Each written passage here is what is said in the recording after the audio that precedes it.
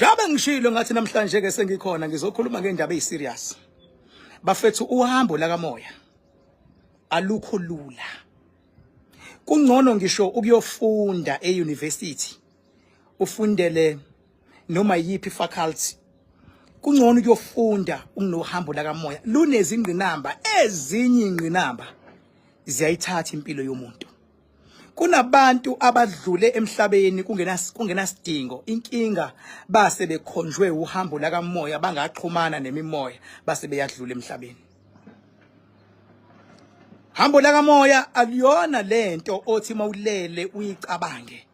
Hambo la kamoya kufika umuntu kuwena akutshela umuntu athi umuntu ngazama ukuthwala izilwane ziyafika ebusuku kumina ziyangikinya ngiyazibona athi kuwena ngicela usizo uyazi usuke efunani usuke efuna ukuthi lezi izilwane ayibonayo lezi izilwane ayethi uthwala ngazo ufuna iziyeke ukulwa nawo naye mase zilwa nawe uma zilwa ulwa nezilwane zomuntu nawe you are putting your own life at risk you are putting your own family at risk bese udepend ukuthi uzozinqoba lezimpi ngoba unepower ohamba nayo.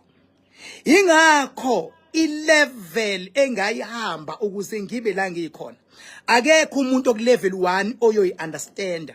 Kepha lo naloyo oyohlala phansi angibuze ngiyomchazela. Yindaba ngikhulumele izindaba ingoba ngizothinta udaba olubucayi namhlanje. Ngizocela ukusala sengilithinta udaba elithinta ummeli uadvocate Thulani Mngomezulu weqala likaSenzomeyiwa.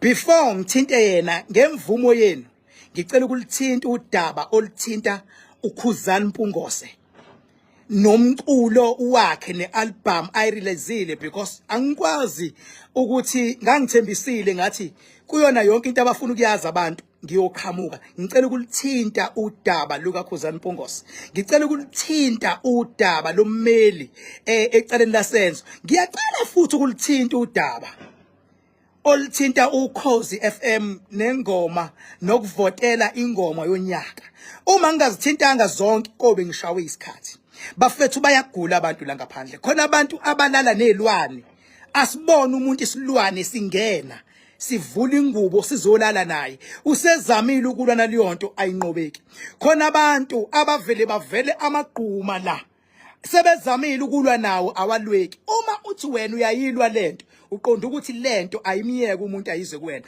bafethu ukulwela umuntu it's not easy. Uma ulwela umuntu ucompromise idlozi lakho ucompromise ipower yakho ukuthi ayiyeke yonke into ayifocus kulo muntu omlwelayo. Kwesinye isikhathi mawulwela umuntu usuku adopta izitha ezimbeke kulempa kuyona ukuthi azimiyeke yena azibhekane nawe akukho easy ngithi angithinte leyonto ngoba abantu abaningi abako level 1 nabafana abancane nezingane ezincane azi understand into kamoya akubonake bonke abantu abayothi mabenga understand babuze kanti indlela iyabuzwa kabaphambili khona into ekumele uyibuze with respect ukuze uphenduleke with respect khona abantu abavele understand wena ukuthi aka understand lo muntu kuwumsebenzi wami ukumsiza umuntu ongazi ukuthi azi kuwumsebenzi wami ukuconnect umuntu nedlozi lakhe eselimdubile kungenhloso ukuthi baphinde futhi babe reconnected kuwumsebenzi khona abantu abavalwe emabhizinisini hayi ngoba kwabathakatha abavalile bavalwe izinto ebebethi bayayikhuphula bona ngazo zabajikela izinto zabashaya khona abantu abavalwe emabhizinisini ungabahloniphi opartner abathandana nabo amadlozi opartner aseyalwa avala yonke into uma uyinyanga khona umuntu othe enyangeni kanti enyangeni uya unento enkulu into ohamba nayo ifika ivale izinto zenyanga kuphele ngenyanga ingakho mina nginengqinamba yokuthi angivula idamu nanti idamu kuyimanje mawubuka kahle lapha nansi excavate iyasebenza ngale kwedamu ingakho nginengqinamba yokwakha lezindlu ziningi la ngaphakathi hayi ngoba nami ngithi nginemali eningi yokwakha ingqinamba mayithi njengamanje kumele kwenzeke kanje ukuze abantu basizakale kanje okwami kumele ngiyenze for the sake of ukusiza abantu and ubuthi uyabheka mina angibizi mina mangisiza umuntu ngoba kumina mangizosebenza umuntu kuleli damu lilia sho siyafuneka isikaphu sho siyafuneka isikaphu ikaphu amagusha awo 3500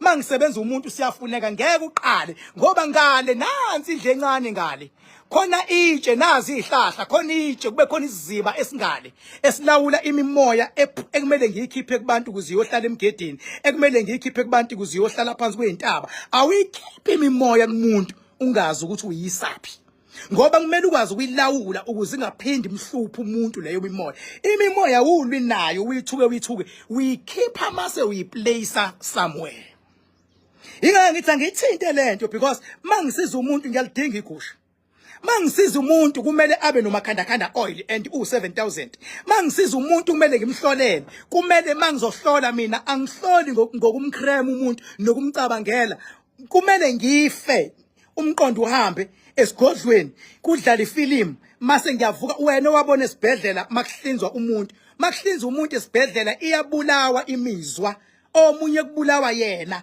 omunye kubulawa imizwa omunye kubulawa yonke into yakhe ukuze bakwazi ukumsebenza leyo process ayibizi imali encane ukuthi nje umuntu uzombulala uphinde umvuse umhlinze kubiza ama 1000 esibhedlela and awukwazi ukuquestion isibhedlela ukuthi why ukuhlinza lo muntu nibize u500,000 iprocess yaka spiritual neyaka medical abayi-applyile to do such practice kuyena but ngeke umfundise umuntu yonke into and even abantu abasebenzayo mawuthisha usebenza esikoleni e-high school noma e-primary anisoze nahola imali efanayo ngoba ama-qualifications awafani kulento yakamoya ngikulevel 7 ngokomthetho imini okumele acharge imali edlula bonke abantu la ka-spiritual ingakho bonke abantu uma sengikhulumile ngabo amadlozi abangibona kumele baxolise hayi ngoba behlonipha mina ngoba besebebone ubukhulu bephawe ngihamba nawo that is why mina umuntu okwazi ukuxolisa kumina I will always respect loyo muntu ngoba usuke ngasadili nami usuke sedila nedlozi lami ipower yami seyidila nepower yakhe ayisekho kwilevel yethu basuke sebebonene labantu abasilawulayo ukuthi bacelana ifana nasejele mawufika ejele uthi uyafika khona amagunya khona izisebenzi khona wonke umuntu beke yacelwa inombolo wabanjwa ukuthi eyakho yukufafa uzobekwa lapha sometimes uyithole ngisho discipline ngoba ukhuluma inombolo engaphezulu kwakho ungazange uzuyifela ungazange uzuyisebenzela into akulinganwa emhlabeni so awukwazi ukuqhathanisa umuntu onama qualifications professorship umqhathanise nomuntu one diploma awukwazi ukuqhathanisa umuntu ka-spiritual ohambe wanqoba izingqinamba waba ku-level 7 umqhathanise nomuntu oqale ukulapha mhlawumbe last year enganqobanga ngqinamba ngoba mhlawumbe enethalent imigudu noma ubani mina oyongibuza with respect I will always respond and educate him or her with respect into engingayifuni ukuthi umuntu instead of abuze afuna ukusho kanti aka understand it because ngiyaba understand o level 1 nami ngaqala ngawo level 1 ngaba u level 2 ngaba level 3 that is why ngila akekho umuntu ongathinta into esensitive kanje yokugula kuka advocate Mngomezulu ongangena kuma details mina ngizongena futhi there is no one who can ever challenge me ngaleyonto ngivunyelwa i-level yaka spiritual enguyuyo ngoba ngiyayibona mina impi eliwa uadvocate Thulani Mngomezulu ecourt ngiyayibona impi uadvocate Thulani Mngomezulu eyilwa elwela umndeni wakhe othembele kuyena ngiyayibona mina impi eliwa uThulani Mngomezulu nabantu abangafuni kube nobulungiswa kuleli cala lika Senzomeyiwe ngiyayibona leyo nto uThulani Mngomezulu njengamanje ufela noma ugulela izono zabantu azama ukusiza with honesty Thulani Mngomezulu wherever you are uyiqhawe advocate uyiqhawe Thulani Mngomezulu mumeli osezingeni eliphezulu la ukhona my brother allow me please with respect ukuthi ngithinte lento ukuthi kwenzakalani mfowethu empilweni yakho ngoba Thulani Mngomezulu angithandi lento engitshelwe yona esigodlweni ngempilo yakho Thulani Mngomezulu esigodlweni Thulani Mngomezulu kuthiwa kumina njengamanje wena unelonda enyaweni kodwa abantu abayiboni kunelonda ezikhona lapho Thulani Mngomezulu siqale ngolunye unyawo sesikapakela kolunye unyawo Thulani Mngomezulu, I repeat, my brother, advocate, I respect you.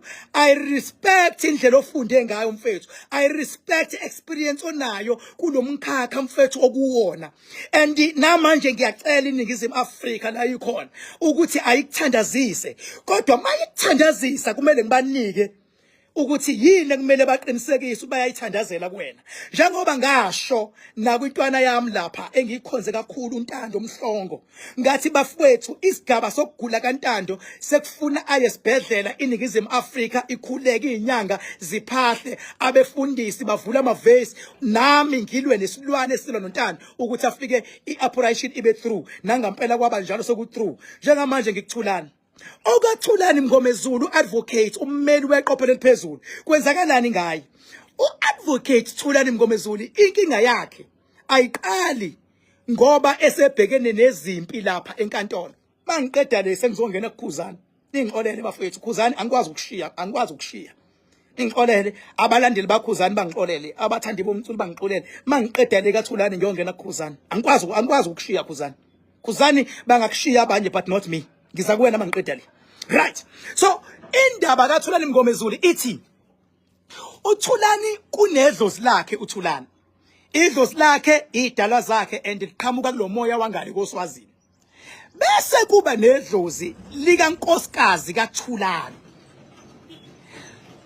uThulani idlozi laThulani la advocate Thulani Mngomezulu nedlozi likankosikazi babuye bangaboni ngasolinye but akuyona into esingathi inkulu kakhulu kodwa kwase kuthi idlozi lika Thulani Mngomezulu uadvocate liyamthanda unkosikazi kaThulani advocate Mngomezulu uyabona mfethu uma uthanda idlozi lendoda noma yini oyenzayo ufuna umhloniphe loyo muntu wakho wesifazane idlozi lika advocate Thulani Mngomezulu liyamthanda unkosikazi kaThulani Mngomezulu uma ngabe bexabene bengabonanga ngasolinye idlozi lika Thulani Mngomezulu liba ngankosikazi and unkosikazi kaThulani Mngomezulu umuntu othandaza kakhulu uyathandaza la muntu wesifazane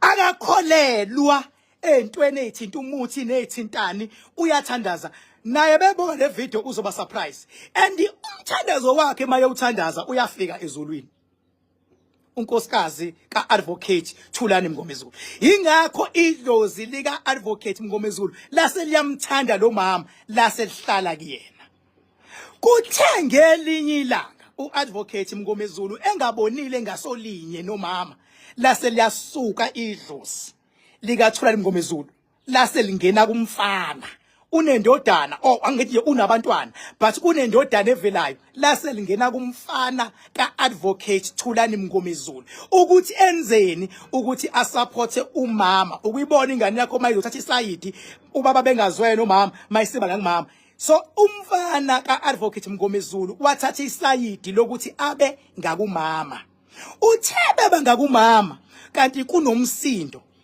umsindo wakhona wa escalator wathinta umama wathinta umfana idlozi lika baba lingangumama yazigcina indaba yabo yayisifika emaphoyiseni kwase kuba necala elivulwayo icala livulwa ngoba idlozi lika baba lizama ukuprotector or lihambisana nomama lase lisebenzisa umfana kwase kuba necala lelo cala lamstressa ubaba wazama umama ukuthi lelo cala alisulwe ngendlela elivuleke ngayo idlozi lanqaba ukuthi sisule lase lamstressa ubaba mali imstress ubaba wasevukwa yilezifo ezikuvuka bengabe ustressekile kwase kunyuka ushukela beke wanyuka ushukela uyawa affect amehlo affecteka amehlo ka-advocate yini ingoba idlozi lakhe kusuke kwanokubona kwangabona ngasolinye laselisupporta ngapha kanti akubonwanga bathe sebeyilungisa indaba kanti idlozi alilungisiwe. So la ekhona umama ngithi mama, la ikhona indodana ngithi ndodana, ngiyacela ndodana nawe nkosikazi ka-advocate kulesimo ubaba abhekene naso, ngiyayibona imimoya yabadala, ngiyacela mama lapha endlini thandazani nibambisane nobaba inqotshwe lempi. Ngiyayicela iNingizimu Afrika ibambisane nonkosikazi ka-advocate, ibambisane nendodana, ibambisane nobaba. Niyoyizwa lento mayisivela ngelinye ilanga makuthiwa kuyenzeka igcina enkantolo lento ibe public, but bazongi-understand aba-close, very close. Uzongi-understand umama, uzongi-understand undodana, zizongi-understand ihlobo ngoba lento i-deep. But mina ngicela impilo, kodwa okuphila ka-advocate kuzomele umama, undodana, ubaba babe moya munye ngokweqiniso, ngoba njengoba u-advocate elwa leyampi yasecourt, ecourt kuleli cala likaSenzo Meyiwa kubhekenwe nabantu behind everything abanemimoya enamandla. Imimoya yalabantu behind, imimoya yalabantu abawo mastermind, imimoya yalabantu abaziqiniso. Ayifuni kuphuma iqiniso njengoba uadvocate efuna ukuza neqiniso, kunemimoya elwa nayo ngoba ingafuni kuvela iqiniso.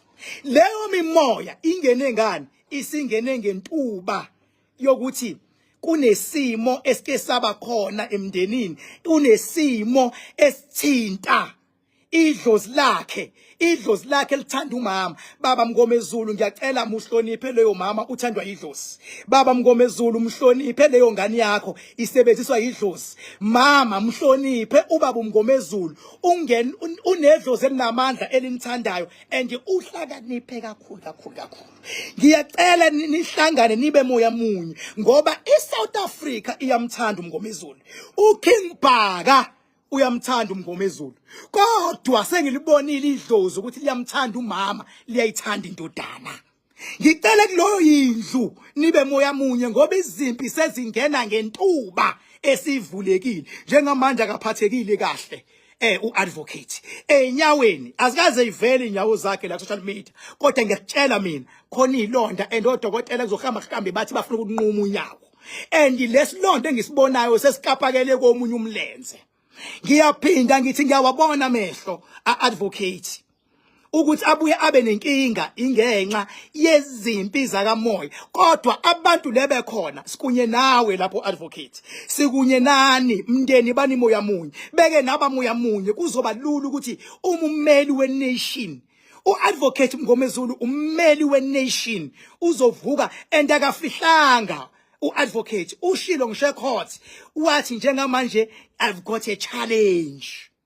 Washo futhi wathi ngine challenge. I pray ukuthi bethu ne challenge uJudge uRatha understand it, because that man has got a very critical challenge. Aga act une challenge ngempela. Judge, please sympathize with the advocate. He's got a very serious challenge. Like you can even prove it with your naked eyes, Judge. Mina ngiyawahlonipha ama judge. Mina ngiyawuhlonipha umthetho. Noma yini mina will always defend the constitution. I will always defend law enforcement. I will always defend noma ubani or representa ubunye, noma ubani or representa ukuvikeleka kwi-public. Reason why ngimthinta uadvocate ingoba ulwela iqhawe, ulwela iqhawe. Wena ungabona ngathi ulwela labo accuse aqashwe lebona, cha akalweli bona.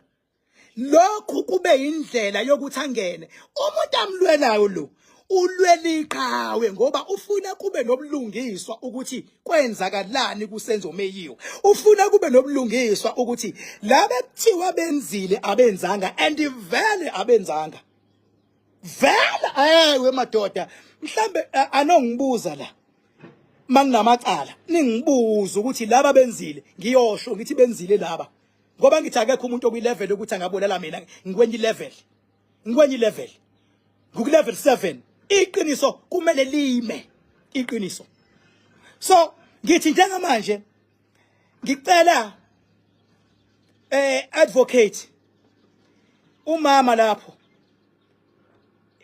imbokodwe leyo undlunkulu loyo ikhawe lo mama unaye ngicela umrespect ingane lapha endlini zingenwe idlozi ngicela nibe moya munye ukuze idlozi kube lula ukusebenza meke wenzeka liyonto konke kuzonqotshwa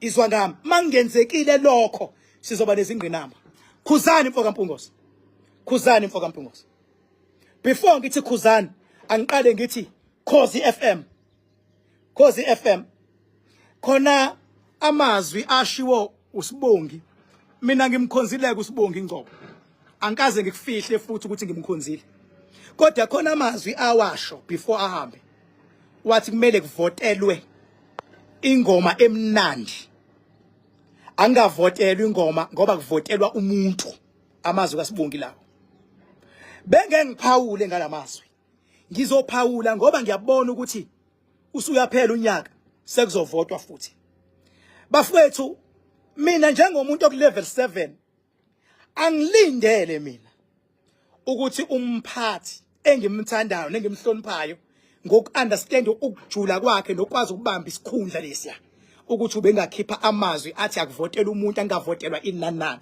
ngoba yonke ayishiwo ngamazwi ishiwo ngecriteria kumele bekubona ba introduce icriteria ethi sizobona ingoma yomuntu ukuthi istreamwe kangaki sizobona ingoma yomuntu ukuthi iya trenda yini sizobona ingoma yomuntu ama viewership sizobona ingoma yomuntu ukuthi isima kanjani before sifake kwi top 10 kodwa bona mabezofaka noma yipi ingoma ngokwecriteria yabo ngoba befuna imali uma abalandeli sebevotela ingoma eku top 10 seyizovotelwa ngoba kwi top 10 awukwazi ukujika uthi akuvotela ingoma etrendayo noma enjani inina nje enifake kwi top 10 leyo ngoma ngoba nibona ukuthi iyaqualifya lonto leyo bengithi ngeke ngize ngiphawule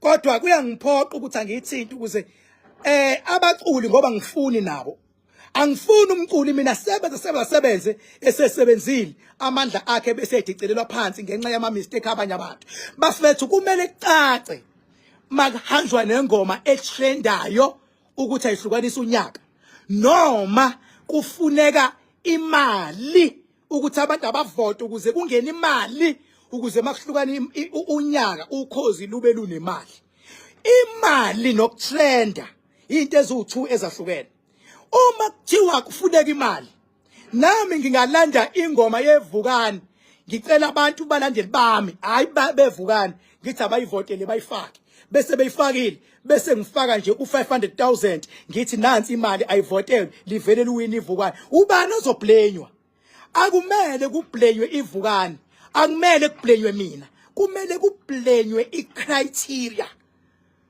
baphathi bokhozi ngenhlanhla ngisho kahle kuseeli ngicela icriteria yenu isho lento enifuna abaculi bayenze ngicela icriteria yenu ibe yilento enifuna yenzeke ngo31 December icriteria ingasho okunye nina mase nifuna okunye kobe niyasidakelwa ngoba ngampela lelalanga ilanga elibalulekile for abantu bomhlaba wonke including Ningizimu Afrika kodwa icriteria yokhozi ngoba lento yokuhlukanisa unyaka siyathanda sithanda Ukhozi FM la ibrand ngalento and you can't take it away from Ukhozi FM abanye abathule fuck off so Ukhozi FM icriteria mina ngizobheka icriteria yokuthi ithini njengoba kuzoselectwa i-top 10 beka icriteria yadakwa ngizobuya ngithi yadakwa icriteria Khuzani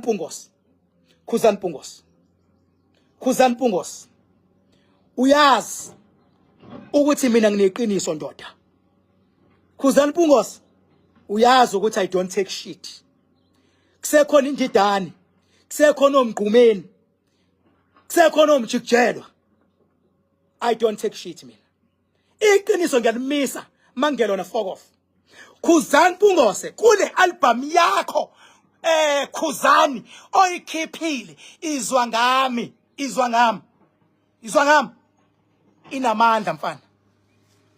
inamandla mfana why ngithi inamandla ingoba awucabanganga izinto eziningi uvele waqonda ngqo upgradeile kule album upgrade uMaskandi futhi usebenzile mfana la kule album and kule album ngathi umprofeti baba kule album into zenzayo zidlula inyanga eziningi engeze iprofeti uyabona mfethu ayikho into ebuhlungu njengokuthi abantu babethandana kube mnandi abanye baze badele konke ngethandazo wabo abanye mfethu baze beke ngishokolo obola kikizwe kodwa mase bexabana abantu bese beyakhohlwa okuhle ekade benzana kona omunye mase eba yinja asho athi uyinja wena baze bathukane nangezici zabo public sebekhohliwe ukuthi before bathukane bake bajabule uyabona lesiprophet osishilo wathi namhlanje kumnandi kodwa kusasa omunye uzoba yinja omunye abe imbongolo kumina Khuzani ube yiqhawe kuleyo ngoma ziningi ingoma zakho ngizilalele zonke uyinkunzi la and into engiyithanda kakhulu kule album baba awutalabhanga because ubonile ukuthi lento yokutalapha kahle abantu enjoy abantu abane buying power lento yokutalapha akekho umasipala ongathi let me invest 500 million to your business ngoba ungitalabhela kahle omunye umuntu instant ungawuluza u500 million kuthiwe into yeni nomsindo into yeni divide abantu kodwa uyabona ungatalaphi kwakho kule album baba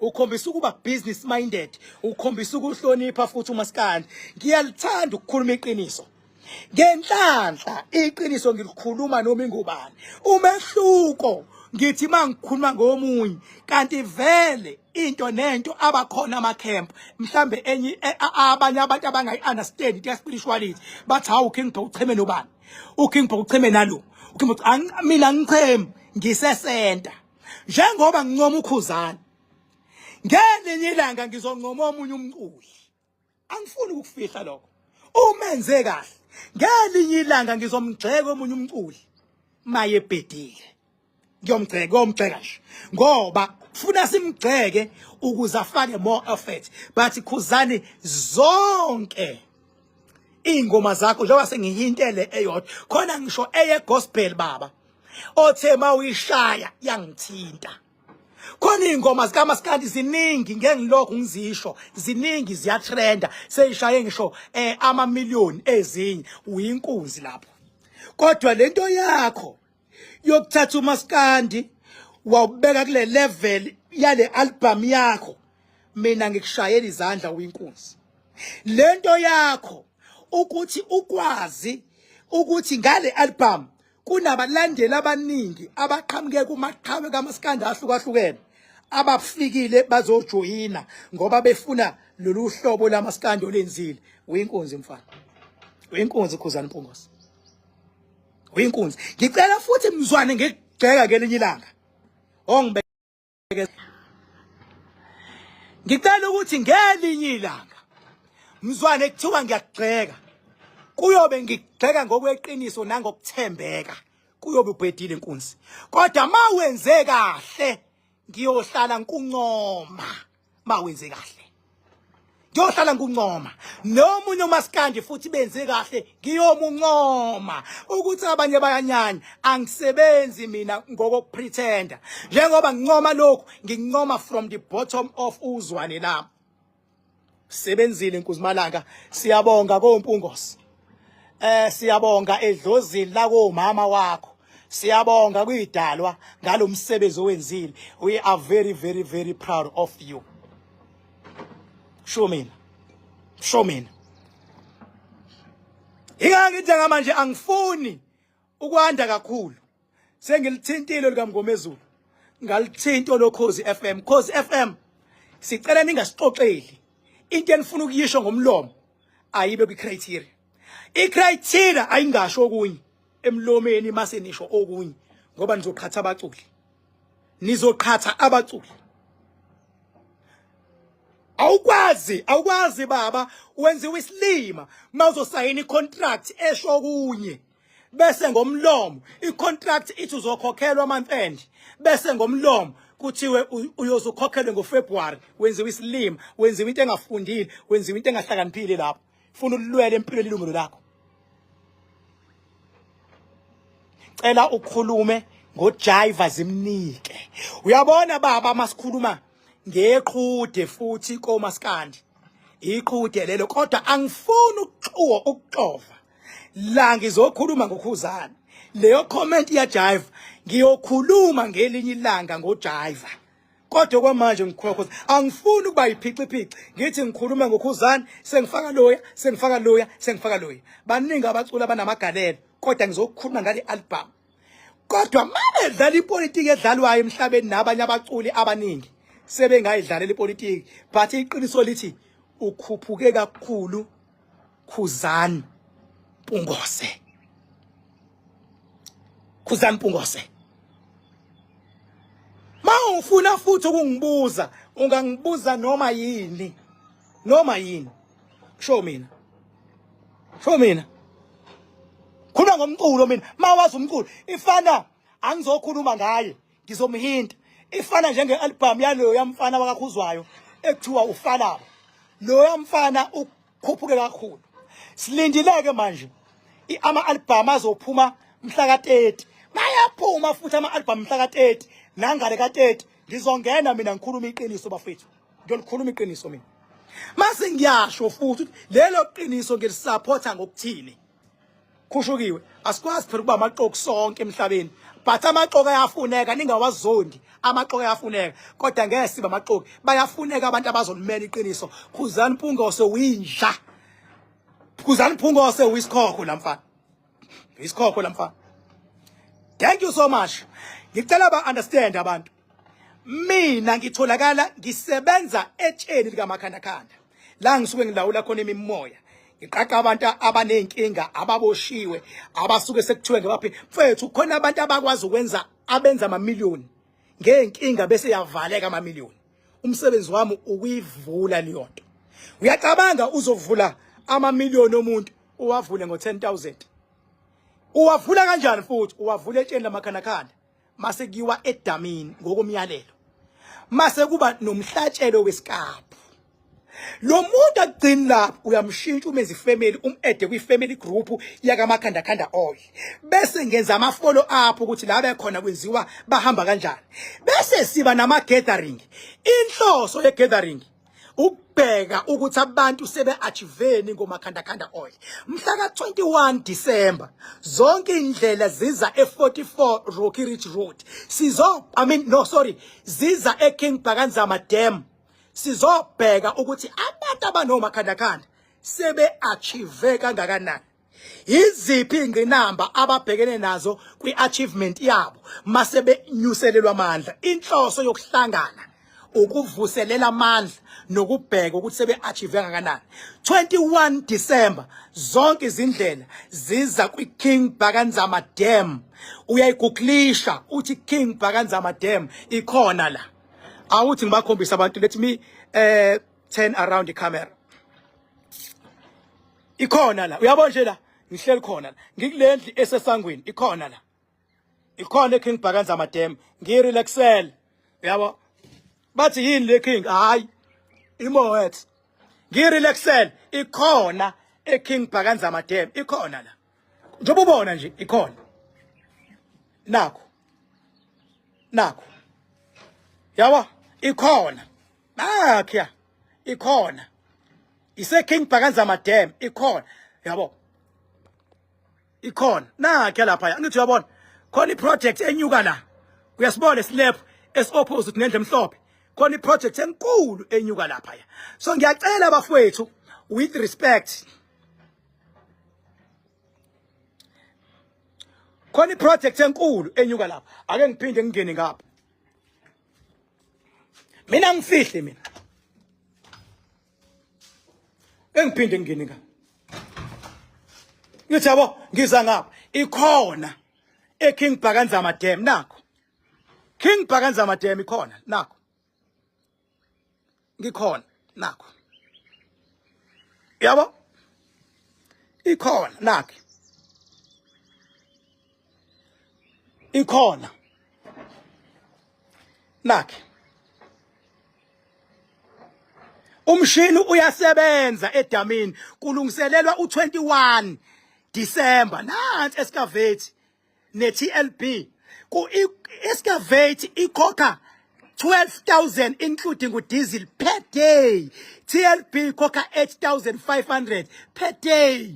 Bese beyabona abantu ukuthi ngeke uyenze lento baba ungabiziwe ngokwepower. Akuyona into yokudlala kuyasetshenzwa.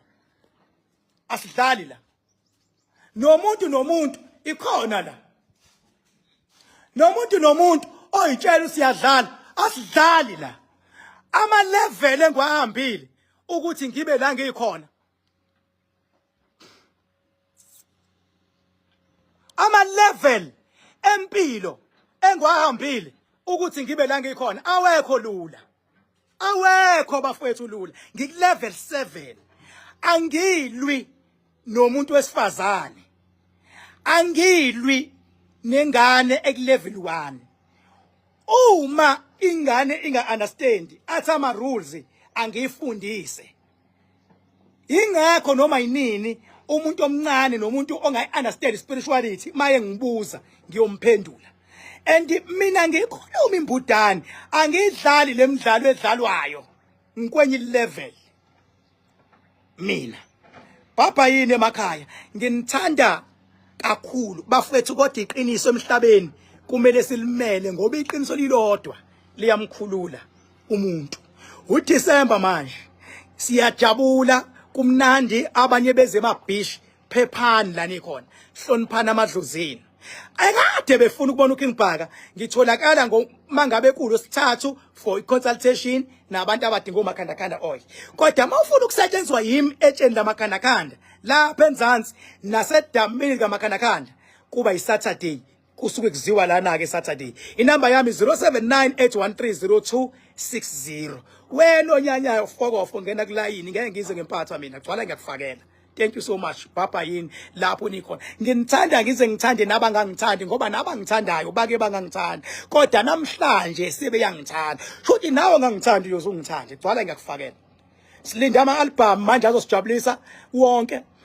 Nawo siyokhuluma ngawo mase sikhuluma ngawo futhi ngiyocela bafowethu ukuthi ngiyobe ngikhuluma iqiniso ningangijaji ngeqiniso lami ngoba khona abantu abamaqoki abangafuni ukukhuluma iqiniso abafuna ukukhuluma into ethandwa yibona ngiyobe ngikhuluma iqiniso kodwa bakhona abaculi esebekhule ngempela abathi no iqiniso alibe yiqiniso. Iqiniso alibe yiqiniso. Papa yini bafowethu ngiyanithanda la nikhona.